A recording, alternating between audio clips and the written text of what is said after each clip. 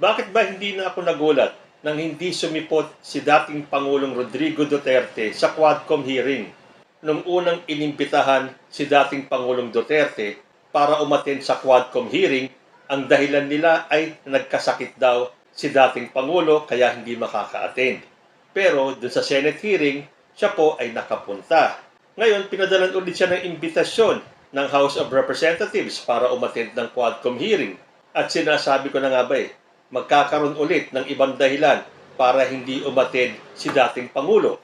Sabi nga po dito sa balita, in a letter to Quadcom on Tuesday, Martin Delgra III, counsel for Duterte, said his client doubts the competence of the panel to conduct the probe. Regrettably, upon consultation with him, my client respectfully manifests that while he respects and recognizes the authority of the honorable committees to conduct inquiries in aid of legislation, he cannot attend the public hearing as scheduled for the following reasons. First, with all due respect, my client is already doubtful as to the Honorable House Quad Committee's integrity, independence, and probity to conduct the legislative inquiry in aid of legislation. Sabi po ni Delgra. Para bang mapapalukos-talking ka na lang, nung sinabi ni Digong na he is doubtful of the committee's integrity. Siya pa talaga ang may lakas loob na magsabi ng integrity? Matapos nung kanyang pag-amin sa Senate hearing doon sa mga krimen na inaakusa sa kanya. So, ibig sabihin, hindi na lang basta akusasyon yon dahil umamin po mismo si dating Pangulo sa mga krimen na nagawa niya during his term doon sa kanyang paglaban sa droga. Hindi na po mababago yon. Kahit na ipagpilitan pa nila Senator De La Rosa, nila Salpanelo, na ang mga binitawan daw salita ni Digong ay biro lang at joke lang daw. Sinong inulol ninyo? Ang taong bayan? Kayo na lang ang mag-utuan. Hindi kami bobo para hindi maintindihan. Alam namin si Digong ay under oath at siya ay abogado. Kaya alam niya ang implications ng mga ginawa niya at nung kanyang mga sinabi. So no amount ng pagtatago nyo at ng ginagawa nyong damage control kay dating Pangulo ang magpapabago sa kanyang mga binitawang salita at sa kanyang pag-amin. So tigilan nyo na yan, Panelo, De La Rosa. Wala nang maniniwala sa sinasabi nyong joke lang ang sinabi ni Digong. Wala pong biro doon dahil siya po ay under oath. At kahit nga itong si De La Rosa hindi ba siya inimbitahan din dyan sa Quadcom? Pero hindi rin siya nagpa-unlock.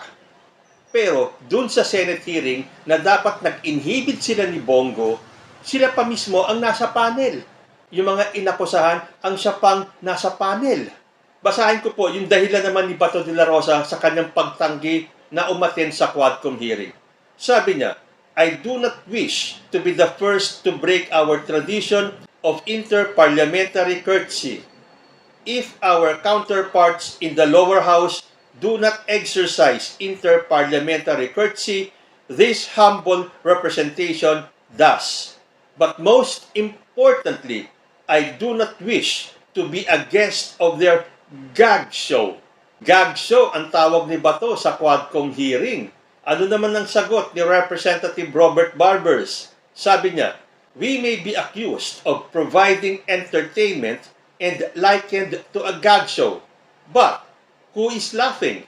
On the contrary, the one who said that must be so full of himself that he didn't notice that the joke was on him. At sang-ayon po ako sa sinabi ni Barbers. Ano ba ang akala ni Bato sa sarili niya? Sa dami ng mga akusasyon na lumalabas sa inyo, ayaw niyong humarap sa Quadcom. Pareho lang kayo ni former President Rodrigo Duterte. Puro tapang-tapangan. Diyan lang kayo malakas ang loob dahil makakaalyado kayo. Kaya itong si Digong umattend sa Senate hearing pero ayaw umattend sa Quadcom. Kesa duda daw siya sa integridad, sa independence ng Quadcom. Kung ikukumpara ko naman ang karamihan ng mga senador natin sa mga members ng House, dito na ako manonood sa Quadcom. Dahil dito talagang nahahalukay nila yung mga kasalanan ng previous administration. At kung sinasabi nilang scripted yan, hindi kaya mas scripted yung Senate hearing? Dahil kayo makakakampi? Bakit hindi kayo maglakas loob na pumunta sa kampo nang wala kayong kakampi? Harapin ninyo head-on kung talagang matapang kayo. So tama lang ang sinabi ni former Senator Sonny Trillanes. Yabang-yabang lang yung mga yan. Tapang-tapangan. Pero in reality, duwag yung mga yan. At ano ang maitatawag natin kay former President Digong at sa mga katulad ni Bato de la Rosa? Matapang lang kayo pag andyan kayo sa baluarte ninyo, pero duwag kayo. Takot kayong humarap sa Quadcom dahil alam niyo sa Quadcom walang joke-joke dyan at siguradong mapipiga kayo. At kung pinabayaan ninyo na magmura at bastusin ni Digong ang Senado, hindi pwede mangyari yan sa Quadcom. Ito pa ang sasabihan ninyo na walang integridad. Ito ang mga representatives ng taong bayan. So kung binastos ninyo at inisnab ang mga representatives natin, binastos at inisnab nyo na rin ang sambayanang Pilipino. At bakit kaya sa tingin ninyo takot humarap si Digong sa Quadcom? Dahil takot po siyang harapin ang mga makakasagupa niya dyan sa Quadcom. Dalawa na po dyan, si Colonel Asierto at si Jimmy Guban. Ang sarap sanang panoorin at pakinggan kung paano magbalitaktakan si former President saka si Jimmy Guban at si Colonel Asierto. At dahil nga po wala si Digong at no-show sa Quadcom, pakinggan po natin si Jimmy Guban at si Colonel Asierto sa kanilang mga ipinahayag sa Quadcom kanina. Panoorin po natin ito. Mr. Jimmy Guban, mukhang hindi ka nadinig ni Colonel Asierto. Colonel Asierto, binabati ka ni Jimmy Guban. But anyway, mas importante... Sir, let's go to work. Salamat, Jimmy. Salamat. Ingat ka. Okay, balikan ko yung tanong, Jimmy Guban. Pagkatapos mo natanggap, nag-operate na kakana, paano nyo na-determine na merong ang droga doon sa loob ng container?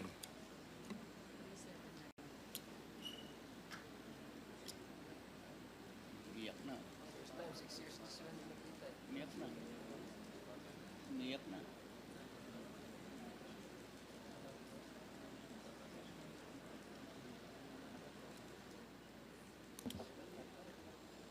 Na-miss lang, Mr. Chair, ni Jimmy Guban si Colonel Asierto dahil 6 years na sila hindi nag-uusap. This is the first time that Mr. Jimmy Guban and Colonel Asierto has talked to each other. Pagpatuloy mo, Jimmy. Thank you for your honors. Nakikita ko po kasi ang salarin, your honor, nasa tapat ko. Si Mr. Paul Gutierrez.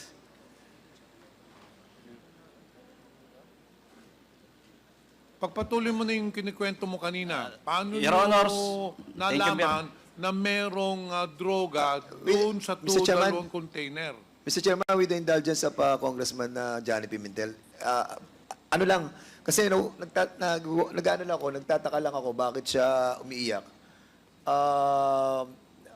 Anong reason ba't ka umiiyak, Jimmy Guman? Dahil ba sa panahon na ipinagkanulo mo si No, your honor. Galit po atwa. Dahil kaming dalawa pareho pang buhay. Hindi ho dahil sa pagkanulo, kundi dahil sa sindikato, sa mafia ng Davao, Davao Mafia, na kami ang biktima. Pasalamat po kami sa Diyos dahil pareho kaming buhay. Si Colonel Pardo po namatay. Si Captain Perote. Si Agent Hernan Abarrio, kasama ko sa customs, patay. Dalawa rin ang namatay sa akin. Sa kanya, ilan ang namatay? Dahil po dyan, sa Davao Mafia, in their purpose to save the Queen in order to become the next president. That is how, ganun nila ginawa. Lahat patayan. Your Honors, gusto ko po sana ituloy-tuloy ang pagsagot. Pero sometimes nagiging emotional ako for so long na kahit papano via internet, kahit papano pareho kaming buhay ng aking kaibigan si Colonel Asierto. We did our best, Your Honors, para ho kami ay makagawa ng tulong sa bayan. Pero ang sinapit namin, siya may patong sa ulo. Ako buti na lang may Diyos. Hanggang ngayon, nasa National Bilibid Prison. Anong hustisya ang meron during the time ni Duterte? Si Michael Yang po ay una kong natanggap ang information sa kanya noong April 2016, campaign period. Ito po ay ipinakita sa akin ng litrato na magkatabi si Michael Yang, si then presidential candidate Rodrigo Roa Duterte, at si Bongo na nasa loob ng isang pribadong eroplano. Yan po ay 2016. Ang sabi sa akin ng asset is magkaibigan si Michael Yang at si then Mayor Presidential Candidate Duterte. So, nung matanggap ko po yung informasyon dahil 2016 campaign, hindi ko po muna ginalaw kasi parang hindi pa ho hinog yung informasyon. Noong manalo na si Pangulong Duterte at nasimula na yung war on drug na maraming namamatay, sinimulan ko na po yung aking betting doon sa informasyon na natanggap ko tungkol kay Michael Yang. So, base doon sa betting na ginawa namin, meron kaming nakausap na isang tao na meron ding involvement doon sa pagtatayo ng laboratory sa Domoy noong 2004. Nagkataon na natagpuan siya ni then Captain Lito Perote. So kinausap namin siya sa Davao noong August 2017. Nag-meet kami doon. So, kinausap namin siya. Colonel Sherto, hindi pa kayo nakita ni Michael Yang kahit minsan? Ay, hindi pa po. Si Alan Hindi Lim, pa po, hindi pa po. nakita na ba kayo ni Alan Lim? Ay, hindi pa rin po. Hindi pa rin Okay, po. meron kaming picture dito na kasama ang dating Pangulo. Can we get the picture there? Na kinakausap niya si Michael Yang at si Alan Lim. So, ibig niyong sabihin, Colonel Asierto, sa inyong investigasyon na talagang nasisiguro nyo na may koneksyon ang dating Pangulo sa mga illegal na gawain ni Michael Yang at ni Alan Lim. Meron po ba? Sigurado po ako. Dahil po doon sa nangyari sa akin at nangyari doon sa mga kasamahan ko, very obvious po na siya yung pinotektahan niya si Michael Yang at si Alan Lim. Ano pong nangyari? Dahil- Ano pong nangyari sa inyo? Yun po ba ay ginawa sa inyo o dinicide ninyo o ginawa po sa inyo sapagkat nakita nyo ang involvement ng dating Pangulo dito kay Michael Yang, kay Alan Lim, nakita nyo na hindi pinansin ang report ninyo ni Senator Bato, karon din po si ang iba pang mga Director General. Yung parang lumabas po kasi nung hindi nila ma-dispute yung aking report kasi supported naman po ng mga dokumento. May mga warrant of arrest si Johnson Chua, merong court decision si Wen Lichen o si Alan Lim sa Cavite. So, hindi nila ma-dispute yung report eh. Ang ginawa nila, sinira nila kami. Naglabas sila ng white paper against us, ginawan kami ng matrix. Sino pong gumawa nun? Sino pong gumawa ng mga yan? Alam niyo po ba? Kilala niyo po ba kung sinong gumawa sa inyo ng mga white paper na yan? Sila po ba ay nasa loob ng Philippine National Police? Sila po ba ay mataas na opisyal ng Philippine National Police? Meron po akong suspecta kung sinong gumawa, pero hindi pa po kumpleto yung aking ebidensya, pero alam po namin na siya yung gumawa, kaya lang hindi pa po kumpleto. At yan pong white paper ay ginamit ni Pangulong Duterte nung nagsalita siya sa General Santos. Yung papel na winawagayway niya na sinasabing kung ano-ano tungkol sa amin, na ako raw nag-smuggle ng AK-47, nagbigay daw ako ng baril ng AK-47 sa NPA, nakikidnap daw kami ng mga Chinese at pinapatubos, at kung ano-ano pang mga ano, pati yung pagpatay sa Koreano, ibinintang sa amin. So, Kailan po dahil nangyari yun? hindi nila kayang Colonel, kailan po nangyari yun? yung hindi ko na po matandaan yung exact nung kailan yung